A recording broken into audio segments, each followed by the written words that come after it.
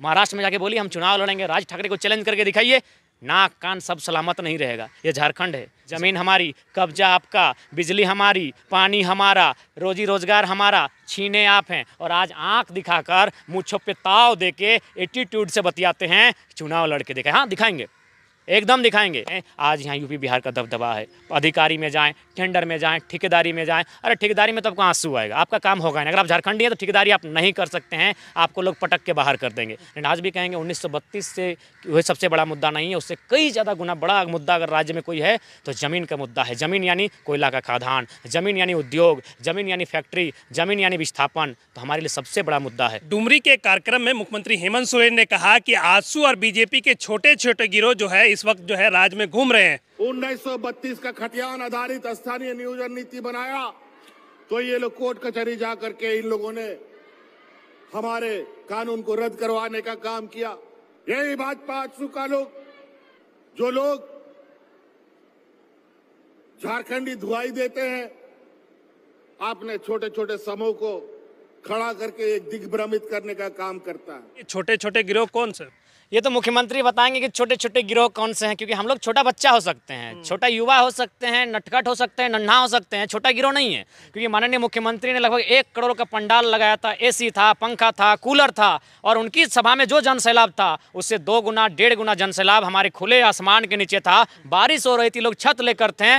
तो हम लोग तो छोटा गिरोह नहीं है, हमारे पास तो बहुत बड़ी आबादी थी। बोल रहे बीजेपी और आजसू का छोटा छोटा गिरोह। हाँ, इसको लॉजिकली एकदम, चूंकि आपके चैनल में बहुत सारे श्रोता हैं, उनको मैं बताना चाहूँगा। माननीय मुख्यमंत्री पर ईडी का प्रेशर बनता है, कुछ मैंने उन पर सरकार मैंने संपत्ति कब्जा करने को लेकर, या फिर लीज मामले में पत्थर खदान का जो लीज उनके नाम से है उस पर उन पर ईडी का प्रेशर बनता है। जब माननीय मुख्यमंत्री पर ईडी का प्रेशर बनता है तो माननीय मुख्यमंत्री सबसे पहले अपने आप को हिम्मत वाले, अच्छा हेमंत है तो हिम्मत होना चाहिए भाई, हिम्मत साबित करने के लिए एक सभा बुलाते हैं, अपने कार्यकर्ता बुलाते हैं। मैं पूरे राज्य से कार्यकर्ता कैसे आए थे मुझे आइडिया नहीं है। मैंने धनबाद के कार्यकर्ताओं को देखा, मेरे चाचा भैया भी जेएमएम से जुड़े हैं, उन्होंने पूरी सब्जी भरा, कुछ पैसा उनको अलॉटमेंट किया गया कि आपको तेल भर के आना है, और वो आते हैं, मुख्यमंत्री को हिम्मत देते हैं, मुख्यमंत्री ईडी ऑफिस तक जाते हैं, बात होती है, और फिर अचानक वो दिल्ली जाते हैं।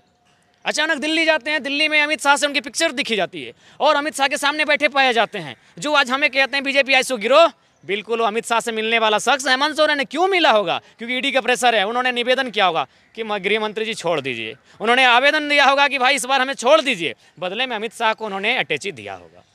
तो आओ जो कह रहे तो आपको बोल रहे कि बीजेपी आजसू की बी टीम, आप बोल रहे कि वो है? बिल्कुल है। हमारी तस्वीर नहीं है अमित शाह के साथ, हमारी तस्वीर नहीं है देश के माननीय प्रधानमंत्री के साथ, बट मुख्यमंत्री जब समस्या होती है, एक बात बताइए सिराज भाई, अगर हम मुसीबत में पड़ेंगे तो हम किसके पास जाएंगे? जो हमारा मित्र होगा। शत्रु के पास तो मुसीबत में नहीं जाएंगे। यदि हमें कोई समस्या होगी तो हम अपने मित्र को याद करेंगे कि हम मुसीबत में हैं। तो माननीय मुख्यमंत्री जब ईडी का प्रेशर बढ़ा, जब उन पर छापे होने लगे, जब उन पर सवाल खड़ा होने लगा कि राज्य में सरकार उलट पुलट हो सकता है, वो गए किसके पास? अमित शाह के पास। यानी हम ये कह सकते हैं कि पब्लिक के सामने भले वो अपने आप को एक दूसरे के प्रतिस्पर्धा बताते होंगे, लेकिन अंदर खाने अच्छे मित्र हैं। इसीलिए उनकी बहुत सुंदर तस्वीर वायरल होती है, लाल लाल गुलदस्ता हाथों में थमाया जाता है, और खैर कोयला की खदानों से क्या पहुंचागा वो तो सबको पता है। डुमरी में उपचुनाव है, इस उपचुनाव में जो है 1932 का गूंज हो रहा है। मुख्यमंत्री खुद कई बार बोल चुके हैं वहां पे जाकर कि 32 हमारा था, है और रहेगा। अच्छा, 32 किसी दल का नहीं होता, 32 किसी व्यक्ति का नहीं होता, 32 किसी मुख्यमंत्री का नहीं होता, 32 राज्य का होता है। हाँ, ये और बात है कि उस राज्य के हितार्थ के लिए माननीय मुख्यमंत्री ने उस समस्याओं को अपने दल से इंक्लूड किया है, तो अच्छी बात है। अगर 32 आपका है तो किसने आपको रोका है? हम सड़क पर हैं। हम अगर आंदोलन के लिए जाएंगे तो प्रशासन रोकेगी, थाना प्रभारी रोकेंगे, पुलिस के पदाधिकारी रोकेंगे। आप तो सदन में हैं, आप नियम बनाओ, रोका किसने? ला रहे हैं इस बार, फिर स्वागत करेंगे, ताली बजाएंगे, आपकी सभा सी देंगे। आप लोग की दुकान बंद हो जाएगी ना 32 के नाम पे दुकान सजा? नहीं, अभी 32 तो कोई मुद्दा उतना बड़ा अभी है ही नहीं झारखंड में। 32 कोई अगर आप केवल मुद्दा मानते हैं, आखिर 32 क्यों मांग रहे थे? 32 के आधार पर स्थानीय नीति हो तो क्या अगर 32 लागू होता है तो क्या हमारे जल जमीन जंगल बच जाएंगे? 32 को समझिए, पहले झारखंड की बात लोग समझ नहीं पाए। 1932 या फिर खतियान के आधार पर या जमीन रिकॉर्ड सर्वे सेटलमेंट के आधार पर एक स्थानीय नीति हो, और उस स्थानीय नीति का प्रयोग हो नियोजन नीति में, जहाँ से नौकरियाँ मिलेंगी। 1085 का तो बनाए थे। हाँ, तो वो नौकरी के लिए थी कि भाई स्थानीय नीति का प्रयोग नियोजन में होगा। तो ठीक उसी प्रकार 1932 ही राज्य का सबसे बड़ा मुद्दा नहीं है। इस राज्य का सबसे बड़ा मुद्दा अगर है तो जमीन है। लेकिन आपने ही सबको बताया कि 32 सबसे बड़ा मुद्दा है। 32 आने के बाद यहाँ के नहीं, हमने ये कहा कि 1932 जो, क्योंकि हम लोग युवा हैं, युवाओं को रोजगार चाहिए और रोजगार के दृष्टिकोण से 32 सबसे बड़ा मुद्दा है। अभी पिछले दिनों जिस तरीके से सीएम के कार्यक्रम था गिरिडीह में, तो वहाँ पे युवाओं ने, कुछ लोगों ने पोस्टर फाड़ा, जिसके बाद पुलिस ने गिरफ्तारी की और 5 लोगों को जेल भेजा। आप इसको किस तरीके से देखते हैं? क्योंकि उन्होंने बयान दिया कि पुलिस हिरासत में, हमसे ये पूछा जा रहा था कि जयराम से आपकी कितनी बार बात हुई, मोतीलाल से आपकी कितनी बार बात हुई?